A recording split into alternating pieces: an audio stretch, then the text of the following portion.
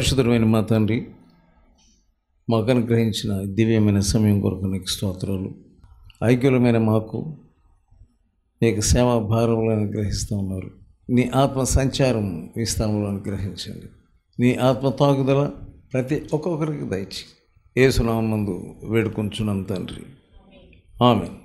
విశ్వాసులమైనటువంటి మనం అన్నిటికంటే చాలా ప్రాముఖ్యమైనది ప్రార్థనా జీవితం. ఈ ప్రార్థనా జీవితంలోనే మనలను మనం సరి చేసుకుంటాము, మనం ఆయనకు అంగీకారంగా సిద్ధపడతాము.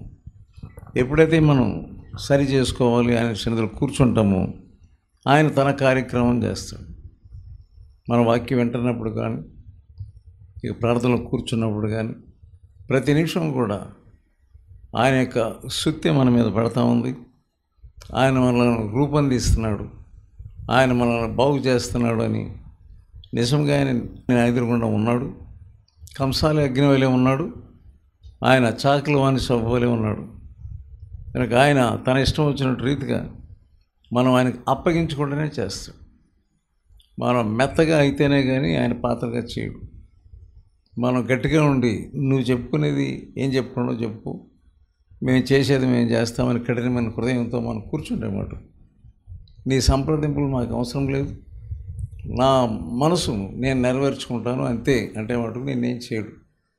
పైగా నువ్వు ఇతరులకు ఆటంకరంగా ఉంటావు. తప్పకుండా చెప్పుచున్న దానిని నేను వింటాను, విన్నప్పుడు దానికి విధేయత చూపిస్తాను. ఏం చెప్పినా కానీ విధేయత చూపిస్తాను. అది ఎంత కష్టమైనా సరే నేను నీకు లొంగిపోతానంటే ఆయన ఏదైనా చేస్తాను. నేను లొంగను అంటే మటుకు ఆయన ఏమీ చేయడు. మన ఉద్యోగం కావాలి, సామూహికమైన ఉద్యోగం కావాలి.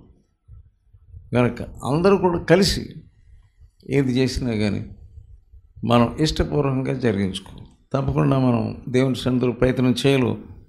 అంతవరకు కూడా ఉపవాసం ఉండడానికి ప్రయత్నం చేయాలి. పిల్లలకు కూడా వాళ్ళకి ఇష్టపూర్వకమైన ఉపవాసం కావాలి. కొంతమంది అయ్యో పిల్లలు వద్దండి అంటారు, అది మూర్ఖమైన స్వభావం, మూర్ఖత్వం అంటారు. పిల్లలకి ఇష్టమయ్యేటట్లు చేయాలి ఉపవాసం. యోన వెళ్ళి ప్రసంగం చేసినప్పుడు రాజు, అలాగే ఉద్యోగస్తులు, పిల్లలు కూడా ఉన్నారు, జంతువులు కూడా ఉన్నారు.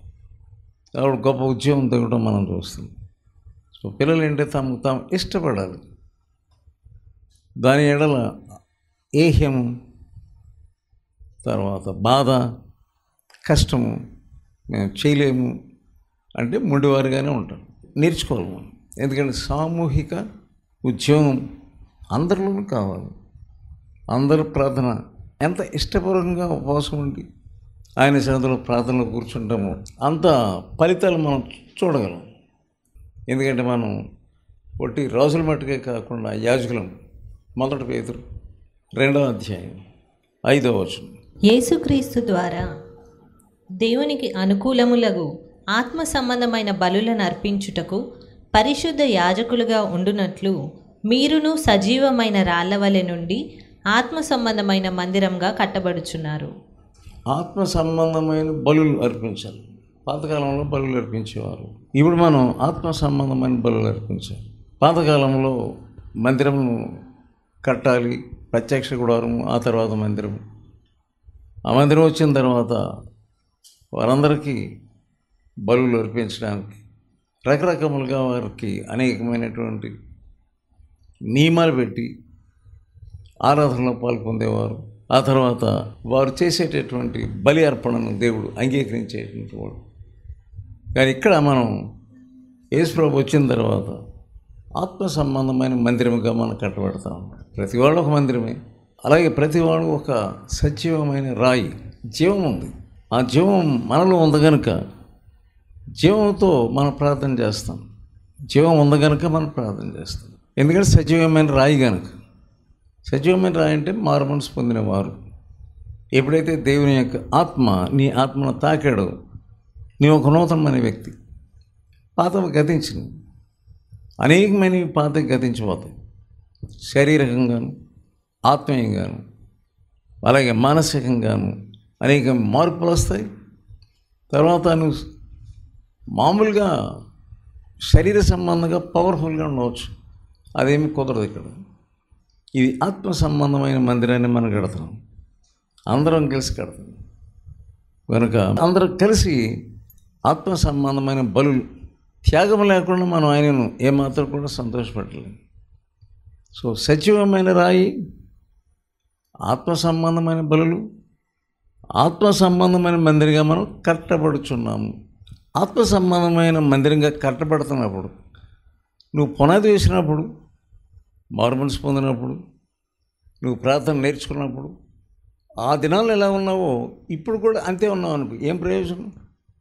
నీ కట్టడం వల్ల ఏ విధమైన నీకే సంతోషం లేదు, ఇతరులకు ఎలా సంతోషం ఉంటుంది? సో నువ్వు పెరుగుతూ ఉండాలి. నువ్వు ఎక్కడున్నావో అక్కడ మార్పు, ఎదుగుదల, ఈ సజీవమైనటువంటి రాళ్ళు కనుక నువ్వు చేసే క్రియ ఇది ఎలా జరుగుతుంది? ప్రార్థన ద్వారా అది జరుగుతుంది. 9వ వచనం, అయితే మీరు చీకటిలో నుండి ఆశ్చర్యకరమైన తన వెలుగులోనికి మిమ్మును పిలిచిన వాని గుణాతిశయములను ప్రచురము చేయు నిమిత్తము ఏర్పరచబడిన వంశమును, రాజులైన యాజక సమూహమును, పరిశుద్ధ జనమును, దేవుని సొత్తైన ప్రజలునై ఉన్నారు.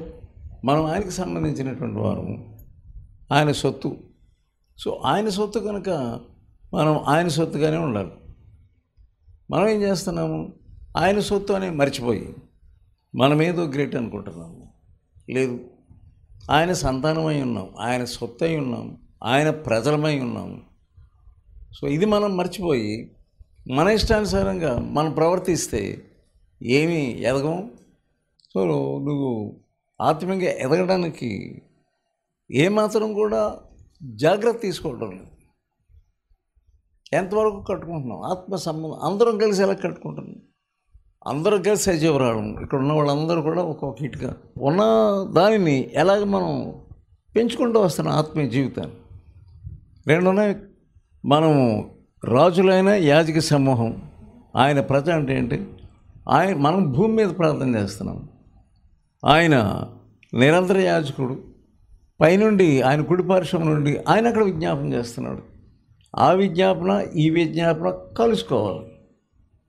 ఆయన విజ్ఞాపన ప్రకారం నువ్వు ప్రార్థన చేస్తావు. ఆయన ఏం ప్రార్థన చేస్తున్నాడో నువ్వు వింటావు, ఆత్మలో గ్రహిస్తావు. ఆయన నీ కొరకు ఎలా వేడుకుంటున్నాడో గ్రహిస్తావు. విజ్ఞాపన అంటే ఏంటి? నీ కొరకు చేసుకోవటమే కాకుండా ఇతరుల కొరకు, ఎవరి కొరకు చాలా అవసరతలో ఉన్నటువంటి వారు ఉన్నారు, వాళ్ళ కొరకు నువ్వు విజ్ఞాపన చేస్తావు. కొంతకాలం క్రితం మా తమ్ముడు బ్రతికి ఉన్నప్పుడు, ఆఖరి తమ్ముడు హర్ష అనే తమ్ముడు చాలా భయంకరమైన వాడు. అతని సంగతి నాకు తెలియదు, ఎలా ఉన్నదో తెలియదు. నేను ఎక్కడో నేను ఎక్కడ వరంగల్లో ఉన్నానో లేకుంటే ఎక్కడున్నాను, ఆశ్రమంలోనే అతని కొరకు ఎక్కువగా ప్రార్థన చేస్తాను. ఏంటి నేను ఎలా ప్రార్థన చేస్తున్నాను నాకు తెలుస్తూ ఉంది. ఒక భారం వచ్చింది అతని మీద. అతడు ఎక్కడున్నాడు? ఈ ప్రాంతంలో ఉన్నాడు, నేను అక్కడ ఉన్నాను. సో బహు బలమైన ప్రార్థన వచ్చింది. సో ఇతన్ని పట్టుకోవాలంటే ఎక్కడుంటాడో తెలియదు. ఎక్కడుంటాడో తెలియని ఎలా పట్టుకుంటాం? పలానా చోట ఉంటాడు అంటే మనం పట్టుకోగలం. కానీ మొత్తం మీద నేను భీమవరం బయలుదేరి వచ్చాను, ఆ భారంతో వచ్చాను. సరిగ్గా ఎక్కడ దొరికాడంటే రైల్వే గేట్ ఉంటుంది, రైల్వే గేట్ అక్కడ ఒక కారణంలో దొరికాడు. సో ఎప్పుడైతే నువ్వు దేవుని ఆత్మ ద్వారా ఆయన భారం నీ మీదకి వచ్చినావు, జ్ఞాన వివేకం గల ఆధారమగు ఆత్మని పట్టుకుంటావు. అది దేవుడు అంటే. అక్కడ దొరకటం ఏంటి? ఎంత భీమవరం అంటే ఎంతో చాలా ఉంది. ఆ కారణంలో అతడు ఇలా పట్టుకొని ఆ కడుపు పట్టుకొని బాధపడతా ఉన్నాడు. వెంటనే అతన్ని ఏం చేయాలి? వెంటనే హాస్పిటల్కి తీసుకెళ్ళాలి. సో భీమవరంలో హాస్పిటల్లో ఒప్పుకోవట్లేదు, అది దగ్గరికి రానట్లు. ఎందుకంటే అంత కంపు కొడుతున్నాడు మనిషి, అక్కడ నిలవలేకపోతున్నాడు, ఉండలేకపోతున్నాడు. ఏం చేశానంటే అక్కడ నేనేం చేయాలి ప్రభా? అప్పుడు నేను రిక్షాలో పెట్టుకొని తిప్పుతా ఉన్నాను, కానీ డాక్టర్స్ రానివ్వట్లేదు, నేను చేర్చుకోమంటున్నారు. అతని యొక్క పరిస్థితి ఎలా ఉంది? నేను ఏం చేశానంటే ధైర్యం చేశాను. ఎందుకంటే చనిపోతాడేమో, అతను పట్టుకోవాలి. అది అంతవరకు ఎలా ఉన్నాడు? అంతవరకు చనిపోవాలి కదా, దాని ముందే చనిపోవాలి, 2 రోజుల ముందే చనిపోవాలి. ఈ లాస్ట్ డేలో నేను సరిగ్గా టైంకి రావడం ఏంటి? సో అతను పట్టుకొని ఏం చేశానంటే నర్సాపూర్ తీసుకెళ్ళిపోయాను. నర్సాపూర్ అనేది నాకు వెంటనే స్ట్రైక్ అయింది. ఎందుకంటే మిషనరీ హాస్పిటల్ కూడా ఉంది, అంటే క్రిస్టియన్ హాస్పిటల్ ఉంది. సో అక్కడ కూడా అలాగే ఉంది పరిస్థితి. మేమేం చేయలేమంటున్నారు. నేను ఒక పాస్టర్, నేను దేవుని సేవకుడిని. యాజమాన్యంతో మాట్లాడినప్పుడు సరే వాళ్ళు ఏం చేశారు, సరే కానీ ఇతనికి టెస్ట్ చేస్తేనే కానీ మేము లోపల అడ్మిట్ చేసుకోమన్నారు. సో ఇప్పుడు ఒక గార్డెన్ ఉంది, అక్కడ నేను ప్రార్థన చేసుకుంటున్నాను. అతను టెస్ట్ చేస్తున్నాను, ఎందుకంటే ఇతనికి ఏం రోగాలు ఉన్నాయి, వెంట పట్టుకురాడు, ఏం రోగం ఉంటే వాళ్ళకి డాక్టర్కి ఎఫెక్ట్ అవుతుంది. అది అంత భయంకరమైన పరిస్థితుల్లో వాడు కంపు కొడుతున్నాడు వాడు. సో మొత్తం మీద నేను అక్కడ ప్రార్థన చేస్తాను. ఏంటి, అతనికి ఏం ఉన్నా కానీ వాళ్ళు చేర్చుకోవాలి, ఇది నా ప్రార్థన. ఎందుకంటే అతను వాళ్ళు స్టార్ట్ చేస్తే దేవుడు సహాయం చేస్తారు. సో దేవుని దగ్గర ఒక వాగ్దానం తీసుకున్నాను. వాళ్ళు మొత్తం మీద 1 గంట 2 గంటలు వాళ్ళు టెస్టులు చేసి సరే మేము అడ్మిట్ చేసుకుంటామన్నాడు. వెంటనే నాకు అర్థమైంది దేవుడు పనిచేస్తున్నాడు. ఇక్కడ భీమవరంలో ఈ డాక్టర్స్ తీసుకోమంటే అక్కడ నేను వెళ్ళి బ్రతిమాలినప్పుడు తప్పకుండా దేవుడు కార్యం చేస్తాడు అనేటటువంటి హోప్ అక్కడికి వచ్చేసి. ఇదంతా ఎలా జరుగుతుందంటే ప్రార్థన ఏంటి, ఎలాగా రన్నింగ్ ప్రార్థన జరుగుతూనే ఉంది, ప్రార్థన జరుగుతూనే ఉంది. సో నర్సాపూర్లో ఆ హాస్పిటల్ గార్డెన్లో నేను అక్కడ మోకరించి ప్రార్థన చేస్తున్నప్పుడు దేవుడిచ్చే వాగ్దానంలో టాలీ అవుతా ఉన్నాయి. అయితే వాళ్ళు ఎప్పుడైతే తీసుకున్నారో దేవుడు అతను బ్రతికిస్తాడని నాకు ఒక సెన్స్ వచ్చింది. రకరకాల డిసీజెస్ ఇవన్నీ నువ్వు టెస్ట్ చేయాలి, టెస్ట్ చేసిన తర్వాత చేర్చుకుంటామన్నారు. ఆపరేషన్ జరగాలి కానీ ఫస్ట్ చేర్చుకోవాలి. ఎవడ చేర్చుకోకపోతే ఆపరేషన్లో జరుగుతుంది. లోపల ఏదో అయింది, అందుకని పట్టుకొని బాధపడి ఇంకా లాస్ట్ ఊపిరి అయిపోతుంది అతను. సో దేవుని దేవాలయం ప్రార్థన చేసినందువల్ల, అందరికి ఇన్ఫార్మ్ చేసినందువల్ల అక్కడే ఉన్నాను నేను. ప్రార్థనలు మొదలుపెట్టారు, ఇక్కడ వాళ్ళు ట్రీట్మెంట్ మొదలుపెట్టారు. మొత్తం మీద ఒక 15 రోజుల లోపల అతడు తిరిగి బ్రతికి మరి ఆ సమయంలో అతడు పశ్చాత్తాపడడానికి దేవుడు సహాయం చేసి అతను తీసుకొచ్చి మా అమ్మ ఎక్కడ ఉన్నదో ఆ స్థలంలోకి వదిలిపెట్టాను. ఆ టైంలో అతడు కొంత గ్రహింపు వచ్చింది, అతడు తన పాపస్థితి గురించినటువంటి గ్రహింపు వచ్చింది. సో నువ్వు ప్రార్థన చేస్తున్నప్పుడు నాకు ఎంతో భారాలు ఉన్నాయి, అటు మంచిర్యాల వెళ్ళవచ్చు, లేకుండా ఆదిలాబాద్ వెళ్ళవచ్చు, ఇంకో చోటకి వెళ్ళవచ్చు, కానీ ఈ భారం రావడం ఏంటి? సో ఎంతోమంది ఉన్నారు ప్రార్థన చేయడానికి, ఏదైనా స్థలంలోకి వెళ్ళి పలానా వాళ్ళ కూడా ప్రార్థన చేయడం, ఈ భారం రావడం ఏంటి? ఇది నాకు తెలియదు, ఇలా ఉన్నాడనే సంగతి నాకు తెలియలేదు. చాలా ఆశ్చర్యం. సో అందరూ వచ్చి వాళ్ళు చాలా చాలా సంతోషించారు. అతడు మళ్ళా నువ్వు ప్రాణం పోసావురా అన్నారు. సో మనల్ని యాజకులుగా చేస్తున్నాడు ఎందుకు? అనేక మందిని బ్రతికించడం. యాజకత్వం అంటే ఏంటి? ప్రార్థన ద్వారా యాజకత్వం చేస్తాం. నీకు అప్పగించబడింది అది. ఏం చేయలేకపోయినా సరే మనం ప్రార్థన చేస్తాం అంతే. సో ఇప్పుడు మనం రాజులైన యాజక సమూహం అనేది తెలియపరచబడ్డది కనుక మనం ఏం చేస్తున్నాం? మనం సోదరులరా మనల్ని యాజకులుగా చేశాడు మెల్కీసెదెక్, షాలేము రాజు. అతడు ఏం చేశాడంటే అబ్రహామును ఆశీర్వదించాడు. సో మనకు మెల్కీసెదెక్ క్రమము అనేది పెట్టాడు మనకి. అతడు రాజే కాకుండా యాజకుడు అనేది బైబిల్. అతడు సర్వోన్నతుడైన దేవుని యొక్క యాజకుడు. అంటే ఏంటి? ఇక్కడ రాజు, ఆ తర్వాత యాజకుడు. యాజకుడు అంటే యాజకత్వం ఏంటేంటి? ప్రార్థన చేయటమే, యాజకత్వం చేయటమే. మనకు అది అప్పగించాడు. అంది అబ్రహాం చేసినది అదే. విజ్ఞాపన నేర్పించాడు అబ్రహాములకు దేవుడు. మనకి అబ్రహాంలోంచి మనం వచ్చాం కనుక మనం చేయవలసింది అది. 110 కీర్తనలు 4వ వచనంలో ఉంటుంది, మెల్కీసెదకు క్రమము చొప్పున నీవు నిరంతరము యాజకుడవై యుందు అని యెహోవా ప్రమాణం చేసి ఉన్నాడు, ఆయన మాట తప్పని వాడు. ఈ యాజకత్వం మనకు అప్పగించాడు. అది ఎలా తెలుస్తుంది? ఎవరి కోరికల భారం వస్తుంది? నేను బంజారా హిల్స్ మీద ప్రార్థన చేసుకుంటున్నాడు. ప్రతి రాష్ట్రం కొరకు, లేదా సాధ్యమైనంత ప్రతి దేశం కొరకు ఒక డైరీ పెట్టుకొని, ఆ డైరీలో ఆ దేశ పటం వేసుకొని, దానికి క్యాపిటల్ ఎక్కడ ఉంటుందో రాసుకొని, అది రోజు భారంతో ప్రార్థన చేస్తాను. అంటే అన్ని ప్రార్థన చేసేసాను, అయిపోయింది అనుకుంటాను. అప్పుడు అకస్మాత్తుగా దేవుడు నన్ను హెచ్చరిస్తున్నాడు. అందరి వరకు చేసేసాను అంటున్నావు, నువ్వు ఎస్కిమల్ కొరకు చేసావన్నాడు. ఇది అకస్మాత్తుగా నాకు చాలా ఆశ్చర్యంగా ఉంది. అది నిజమే కదా, అందరి కొరకు చేసేస్తున్నాను. కమ్యూనిస్ట్ దేశాల కొరకు, మహమ్మదీ దేశాల కొరకు, ఈ బౌద్ధ మతస్థుల కొరకు, ప్రతి కారణాల కొరకు చేసేసి అమ్మాయి చేసేసి అనుకుంటున్నాను. ఎప్పుడైతే ఆ మాట విన్నానో చాలా ఆశ్చర్యపడ్డాను. అప్పటి నుంచి ఎస్కిమోల కొరకు రెగ్యులర్గా ప్రార్థన చేస్తాను.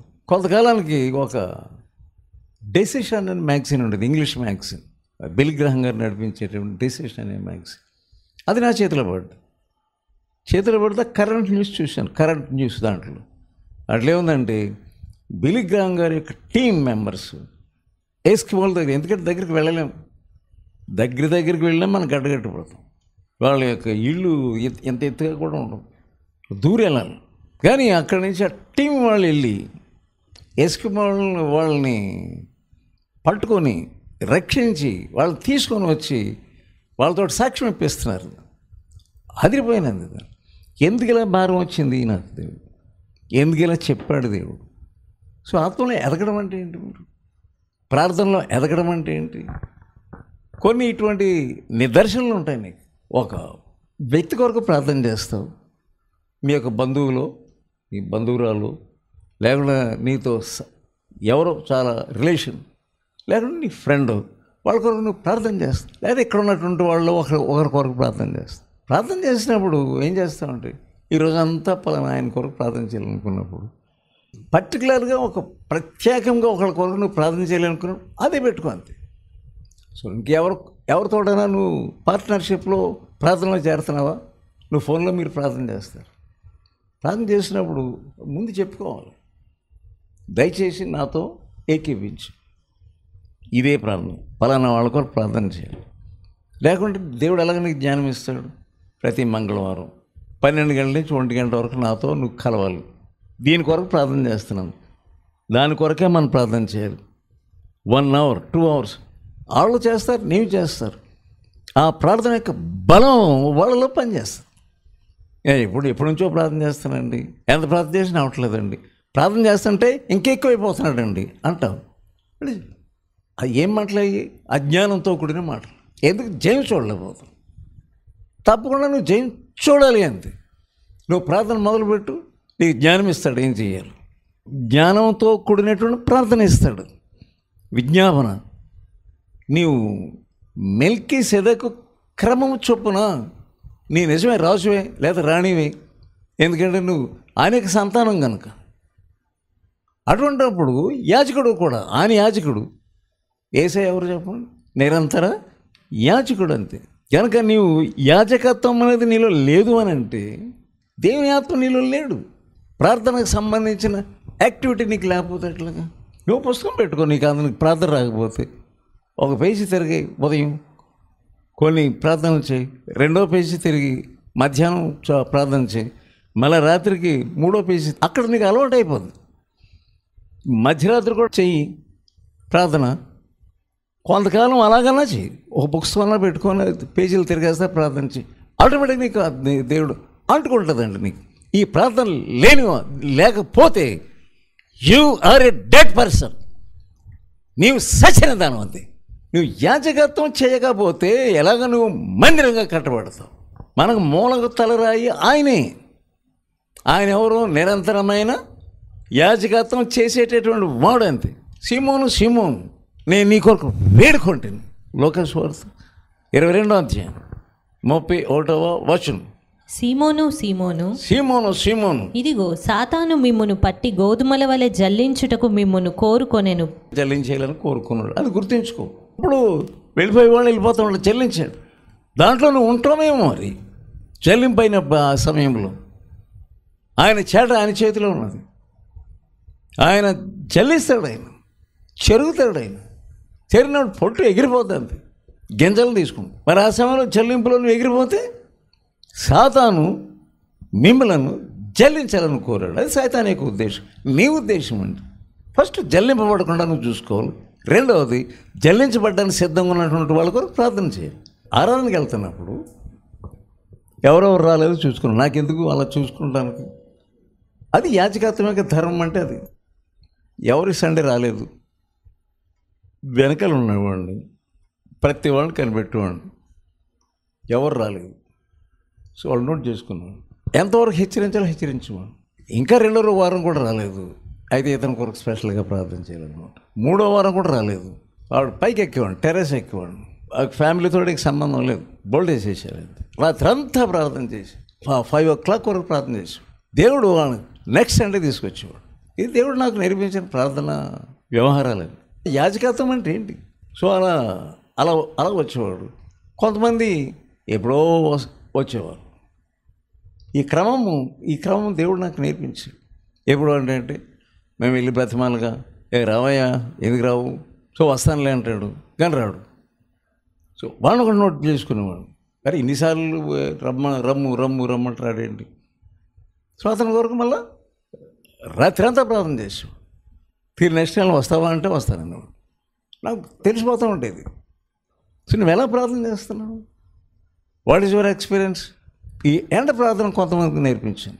ఆ ప్రార్థన చేస్తున్నప్పుడు అనేకమైనటువంటి ప్రత్యేకమైన పరిస్థితులలో దేవుడు జయమిచ్చాడు. మొదలుపెట్టు. నువ్వు ఎండలోనే వెళ్ళాలని లేదు. సాక్రిఫైసెస్ అంటే ఏంటి?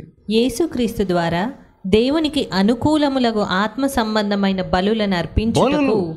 ఆత్మ సంబంధమైన బలులు, ఆత్మ సంబంధమైన శ్రమ. అసలు నువ్వే అర్పించుకోవాలి. దేని కొరకు అర్పించుకోవాలి? ఓ యాజకుడిగా ఉండడానికి నువ్వు అర్పించుకోవాలి. మరి ఏ యాజకత్వం చేస్తున్నావు? ఒక పర్సన్ పట్టుకున్నామంటే బంకపట్టు పట్టుకోవాలి, మొండి పట్టుకోవాలి. సో లొంగట్లేదు, ఒంటరిగా ప్రార్థన మొదలుపెట్టు. ఈ అనుభవం లేకపోతే నువ్వు విశ్వాసాలుగా అవుతావు. కనుక ఆత్మ సంబంధమైన బలులు నీకు ప్రార్థన అనేది ఆటోమేటిక్. నెహెమ్యాకు ప్రార్థన అనేది ఆటోమేటిక్గా వచ్చేస్తుంది.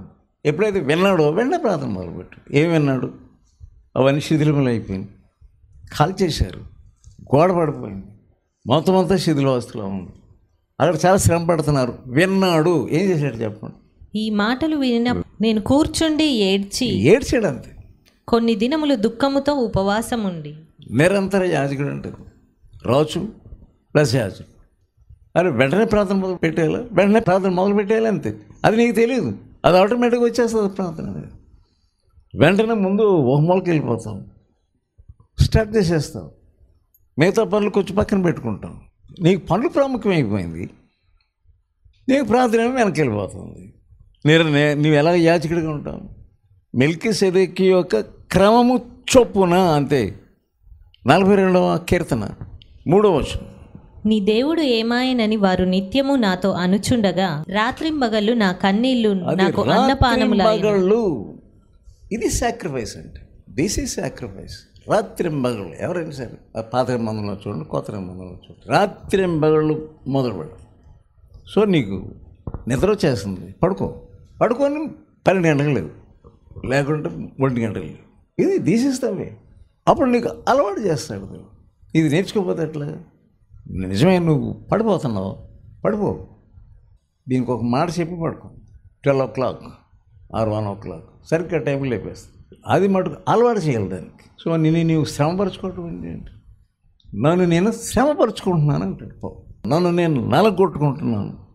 56వ కీర్తన 8వ వచనం. నా కన్నీళ్లు నీ బుడ్డిలో నుంచబడి ఉన్నవి. అది విశ్వాసం అంటే. నీవు కార్చిన కన్నీరు నేలకే వెళ్ళిపోయి కరిగిపోలేదు. నీకే అర్థమవుతుంది, నా కన్నీరు వేస్ట్ కాదు. Your prayer is a dry prayer. ఏమీ సత్తు లేని ప్రార్థన ఉందని. అలా నువ్వు ఎక్కడ రిజల్ట్ చూస్తాను, ఎక్కడ ఫలితం చూస్తాను? ఫలితం లేని ప్రార్థన. నా కన్నీళ్లు నీ బుడ్డిలో నుంచబడి ఉన్నవి, అంతే. అవి నీ కవిలలో కనబడును కదా. అది నీ కనబడును కదా అని ధైర్యంగా మనం దేవునితో చెప్పగలగాలని. ఎప్పుడైతే సంఘంలో ప్రార్థన, కన్నీటి ప్రార్థన, లేదంటే ఒత్తిడితో కూడి ప్రార్థన, భారమైన ప్రార్థన ఉంటుందో, వేదిక మీద పవర్ ఉంటుంది. సంఘ సభ్యులలో ప్రార్థన, బలమైన ప్రార్థన ఉంటే శక్తి పులిపిట్లో పనిచేస్తుంది. సో శక్తి పనిచేయట్లేదని అంటే ప్రార్థన తక్కువైపోతుంది కదా. అడుగుడి మీకు ఇవ్వబడును, వేదకుడి మీకు దొరుకును. దాని తర్వాత తట్టుడి. ఎలా ఉన్నది మన యొక్క ప్రార్థన? కన్నీటితో మనం ఉంటే మనం వేసే విత్తనాలు ఆ కన్నీటితో ఏమవుతుందంటే జర్మినేట్ అవుతాయి, అవి పైకి మొలకలు వస్తాయి. ఏడ్చుచు పోవు విత్తువాడు పనులను మోసుకొని వస్తాడు. రోమ 8:16. మనము దేవుని పిల్లలమని ఆత్మ తానే మన ఆత్మతో కూడా సాక్ష్యం ఇచ్చుచున్నాడు. ఆత్మకు కనెక్షన్ ఉండాలి.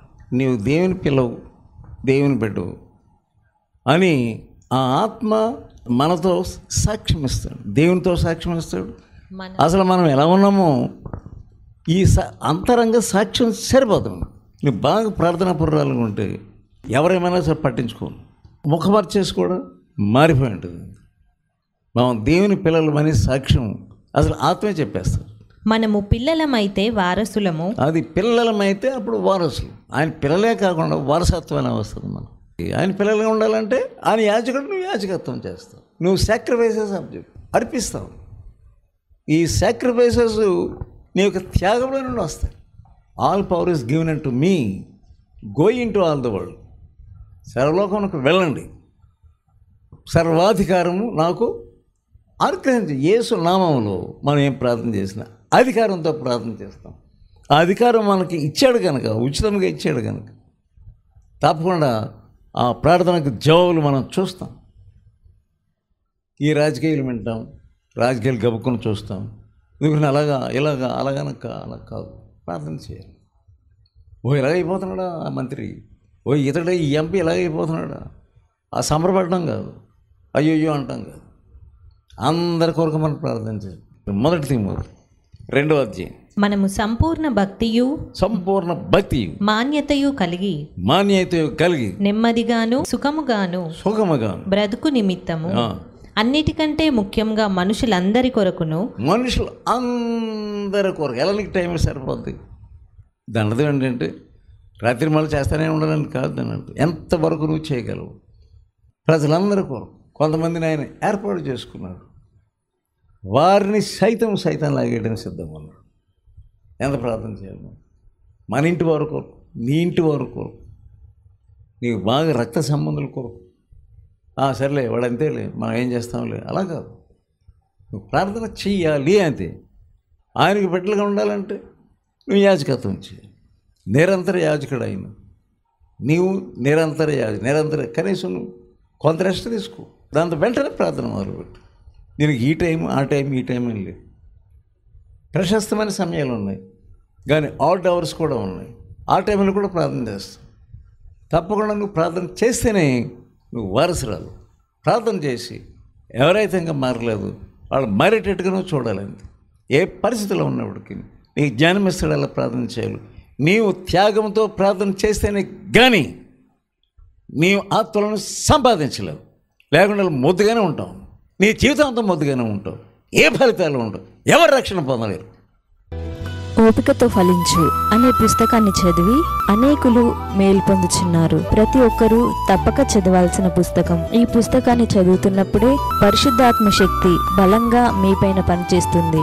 ఈ ఆధ్యాత్మిక పుస్తకం కొరకై వెంటనే మమ్ములను సంప్రదించండి. సమర్పణ పత్రిక. ఈ పత్రిక మిమ్ములను సూక్ష్మంగా పరిశీలించి దైవవాక్యాన్ని అందించి మీ జీవితంలో విశ్వాసం యొక్క అవసరతను తెలియజేస్తుంది. ఈ పత్రిక చదివిన కొందరు రక్షణ పొందడమే కాక దైవ సేవలో కూడా పాల్పొందుచున్నారు. మరెన్నో ఆధ్యాత్మిక పుస్తకములు మీ కొరకు సిద్ధంగా ఉన్నవి. మా చిరునామా బి ముఖర్జీ, సమర్పణ మినిస్ట్రీస్, చిన్నగొల్లపాలెం, వయా మొగుల్తూరు, పశ్చిమ గోదావరి జిల్లా. Pin code 534281. మా ఫోన్ నంబర్ 9542037489, 9390108373.